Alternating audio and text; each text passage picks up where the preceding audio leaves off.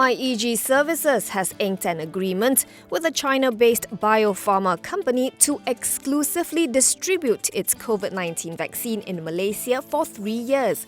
MyEG said it entered into an MOU with Anhui Zhifei Longcom Biopharmaceutical Co. to conduct Phase 3 clinical trials of Zhifei's vaccine and obtain halal accreditation from JAKIM.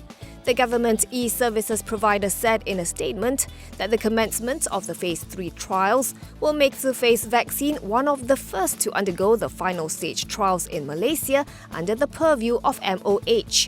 Upon successful completion of the said trials, MyEG will be the sole distributor of the vaccine in the country. Zhifei is a subsidiary of Chongqing Zhifei Biological Products Co., which is listed on the Shenzhen Stock Exchange. It has been engaged in the biological product industry since 2002, mainly the production of vaccines for human use.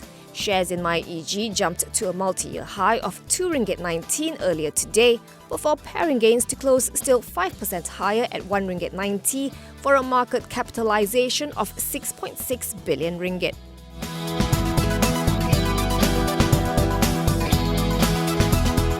Genting Malaysia's resort in the Bahamas will be reopening on Boxing Day this year. On its website, Resorts World Bimini Bahamas said that it had been taking extra precautions for the safety of its guests, noting that limited packages, including 2-night packages, are currently available for booking. It added that all visitors to the Bahamas must be cleared of the COVID-19 virus before coming ashore.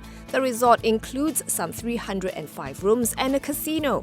In order to enter the Bahamas, guests have to go through a COVID-19 test 5 days prior to arrival. In addition, they also have to apply for a health travel visa and opt in for mandatory COVID-19 health insurance. They will also have to complete a mandatory daily online health questionnaire while they are in the country and take a COVID-19 rapid antigen test on the 5th day of their visit. Shares in Genting Malaysia were up by 0.4% at RM2.57, valuing the leisure and hospitality group at RM14.5 billion.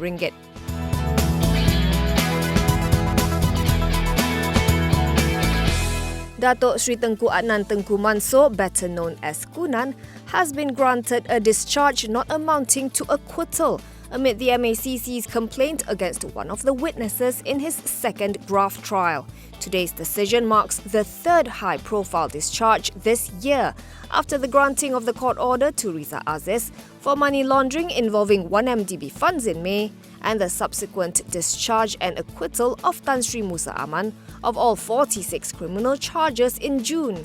KL High Court Judge Muhammad Nazlan Muhammad Ghazali granted the discharge after Deputy Public Prosecutor Julia Ibrahim said the prosecution requires some time to investigate the MACC's complaint, as it may have implications for the witness in question.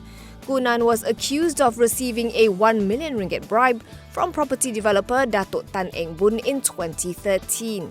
The said sum was allegedly an inducement to approve the application of Nucleus Properties, now Paragon City Development, to increase its plot ratio in the development of Lot 228 in Jalan Semarak, Kuala Lumpur.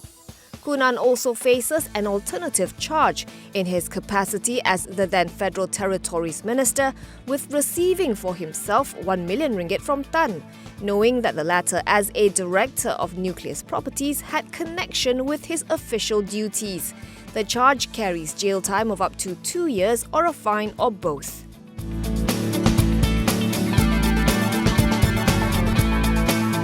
Malaysia suffered a year-on-year 78.6% drop in tourist arrivals between January and September this year as travel hit the brakes amid the COVID-19 pandemic. According to Bernama, Tourism Malaysia said today the country only recorded 4.29 million tourist arrivals during the period versus 20.1 million in 2019.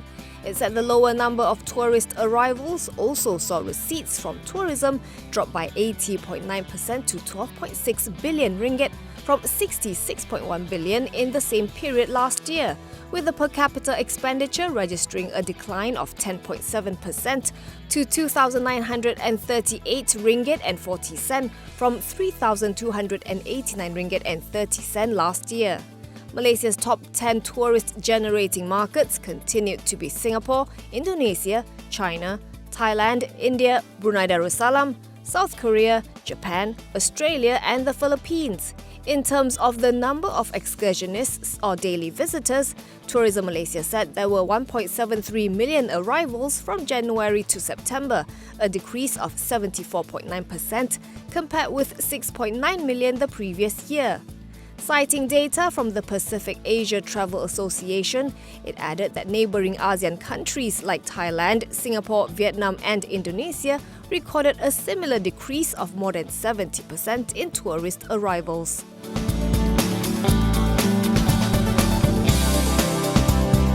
The commercial settlement agreement inked today between Petronas and the Sarawak state government offers Sarawak a greater share of revenue from oil and gas found and produced in the state. This is because the deal provides for a consultative framework whereby both parties will be able to jointly discuss and deliberate on matters of importance to the industry, including those which affect the interests of the state. Petronas President and Group CEO Tengku Muhammad Taufik Tengku Aziz and Sarawak State Secretary Datuk Jaul Samyon said in a joint statement today, the agreement also provides for a more active involvement by Sarawak in the industry through Petroleum Sarawak's management of onshore oil and gas resources and investments in upstream offshore ventures. Tengku Muhammad Taufik and Samyon said the agreement was executed today following the conclusion of negotiations facilitated by the Ministry of Finance. Both parties said they have resolved their differences over the oil and gas industry matters and the imposition of state sales tax on petroleum products.